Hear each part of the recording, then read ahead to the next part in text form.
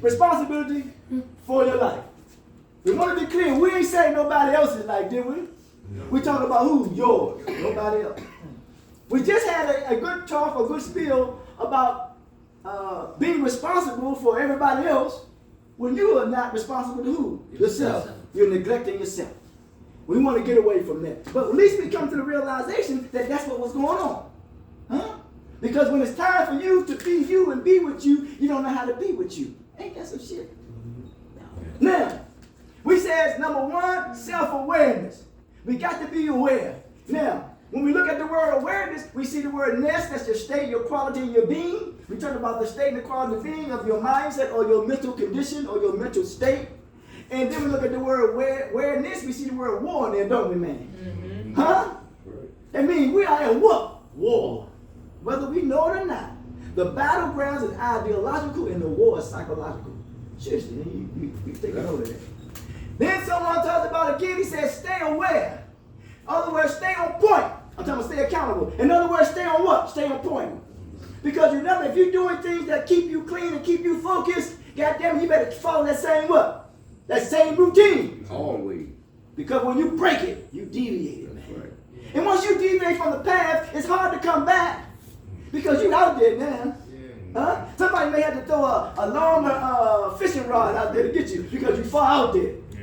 And sometimes they throw that rod back. They don't want to go, but what? So far. I remember one time I was over at what they call the acres one time, and my brother, he threw a fishing rod, and he snapped me in my ear. What's wrong with my ear? He must have thought I was a fish. That motherfucker, pain. So I had to go to the doctor, they had to numb me up and get it out. One thing I realized about Novocaine, you can feel the pressure, but you can't feel the pain. Ain't that some shit? So we run away from dealing with the what? The pain. And therefore, as Malcolm says, we suffer peacefully. God damn, ain't that something, man? You don't want to suffer what? You don't want to suffer and you enjoy suffering, man. Right. You don't want to enjoy that. Right. Shit. It don't allow nobody to put their suffering on what? On who? On you. And some people enjoy putting their suffering on who? On you. And you suffering right along with them. Say, shit, don't smother me. Don't suffocate me. Because you refuse to deal with your own shit. So we got to what? Stay aware, stay accountable. That's right. And number three, the good brother said, keep your word. This is how we do that. Because your word is your what? God. Is your bond. Yeah. Let's talk about integrity. In negative treatment, people offer lip service. Yeah.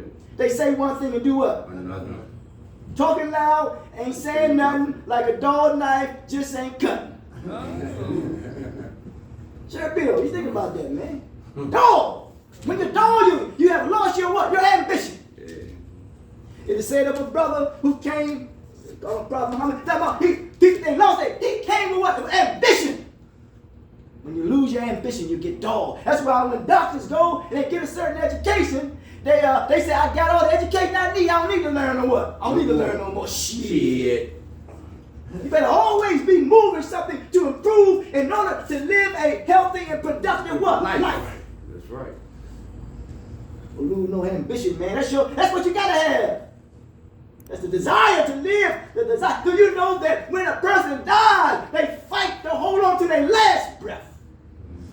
They want to live. Who wants to die? Someone says that the pen is more important than the mark. Yeah. You better write something down. That lives longer. The ink. Say the ink. It should say the ink. Yeah. Shit. Here we go. Number 4, it says, responsible for who? Yourself. Taking care of who? Yourself. That means that you have to have some self-care. Care. When nobody else cares for you, goddamn it, you better learn how to care for who? Yourself. Shit, motherfucker crazy. You lost that goddamn on mind. You better start caring for who? Yourself. Why would you gonna keep neglecting yourself when somebody else they are benefiting from you neglecting yourself? That's right. You got to deal with that. Number 5, it says way of thinking. Huh? So we got to change the way that we what? Think. And he says the way that we think and how we respond to things. How we respond. We all have feelings. We're just going to be judged how we react and respond to those feelings. Ain't that something? That means you have to learn how to manage and control your feelings and your emotions, your thoughts, your anguish, your words, and your actions. Ain't that something? I did. You think of the word manage. Manage means to become of age. Ain't that something? Because you see age in it. It says the way you think or the way you think. Remember, in the tribute to Elijah Muhammad, that vision stems from the source of one thinking. What do you envision for yourself? You always want to be somebody else's fool. You don't want to be nobody else's clown and appease and appeal to everybody else. But yet, not yet, taking care of who? Yourself. Take care of yourself. Because you got to take responsibility to your action. All you're doing is responding to your ability. And when you respond to your ability, you know the importance of changing. And what you need to change is your thinking, your attitude, and your behavior. But we got up here, your mindset. Then we look at your mental condition. But yet, I have not talked about your emotional condition. Ooh, that's some serious stuff. Help me somebody. Now, we say, taking responsibility and consequences of your what? Of your actions. Huh? Don't keep saying, man, I'm being haunted by demons. No, you're haunted by the choice or the decision that you make. And stop using that excuse that we're a product of our environment. Yeah, I came out of the product of the environment. But what environment was that? When I was in my mother's womb. Damn. Boy, that sperm mixed with ovum, and all of a sudden, all those sperm cells, the next thing you know, you ought to be proud that you are here. Don't you know that you are the best of the best? That's why you're here. You don't know that. All those other cells didn't make it, but you what? You made it. You're the best of your best from your ancestral gene pool. And that's a biological fact. You think about it. I'm serious. That's why you're here. So when somebody say you're the chosen people, goddamn it, we all chosen because we what? We're here. Yeah, that's right. Let nobody fool you with that foolishness. Taking responsibility for the consequences of your actions, nobody else. And this is what we run from. We don't want to deal with the goddamn consequences. You have to deal with it. We have to face the consequences of what we do, good or what? Bad. Because one person you can't run from is who? You can't run from yourself. He said, and do what you say you're going to what? You will do. Do it. Don't just say it. Nike said what? Just do it. Just do it, man.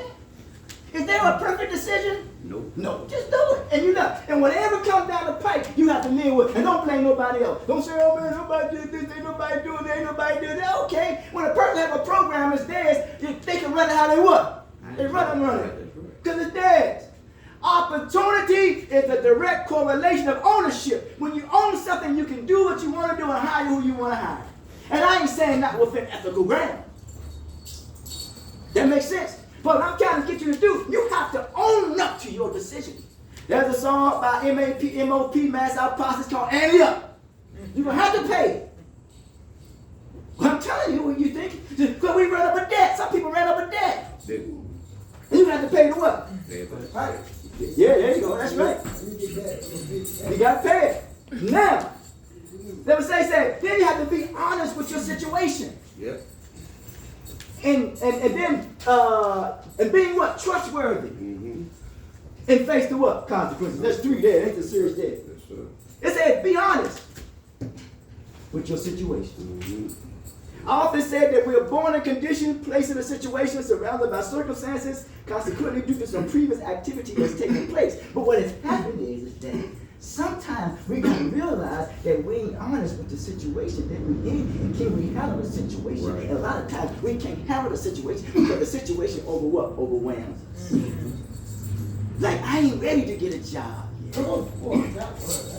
I ain't ready to move forward yet. I ain't ready because you haven't thought things through clearly. But when you're ready, you better make sure step to it. Because that glass, that window, that door of opportunity is what? It's closing. You better step to it.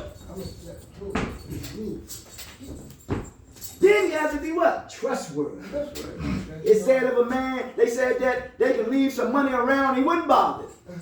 Because he was trustworthy. Some call him the unlettered prophet. That's right. Trustworthy, man. You gotta be trustworthy. That means somebody got to be able to what? Trust you, you. man. Now, what has happened is that we have to be honest at times when the situation overwhelms us. So if we're not honest that the situation overwhelms us, that means we are not trustworthy when consequences come our way because we ain't never to face it. That's right. Stop, Mr. Patrick. You telling the truth.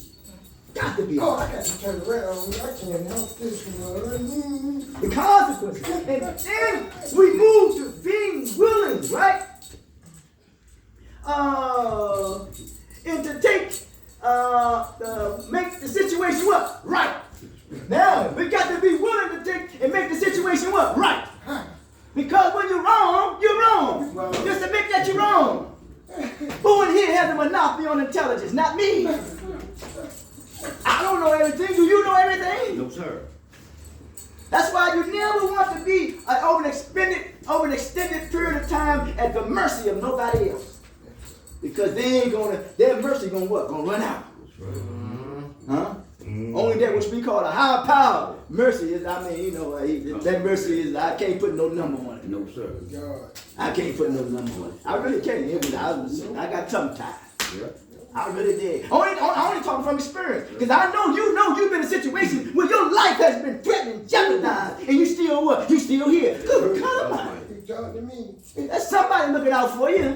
It's God. That situation, man, some of us may have OD, come man, 2, 3, 4, 5, 6, 7, 8 times. But yet we still what? Here, still here, man. Somebody showed you some mercy, ain't it, man? That's right. You take that for granted. If you take that for granted, you done lost your mind. Ooh, stop playing this track. I mean, you ain't playing. You telling the truth. Oh my God. Then we say, being loyal and honest with yourself. How can you be loyal and honest with anyone else if you're not being loyal and honest to who? Yourself. Yourself. Stop, Mr. Patrick. You can't put the buggy before the horse.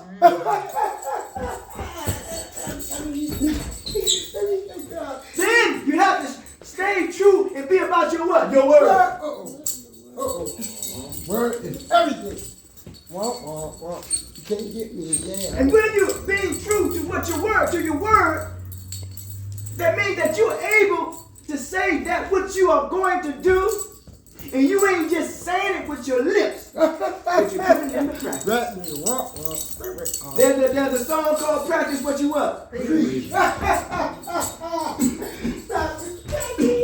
And then when you get to a point of that, then you know you are in a position to fulfill your what?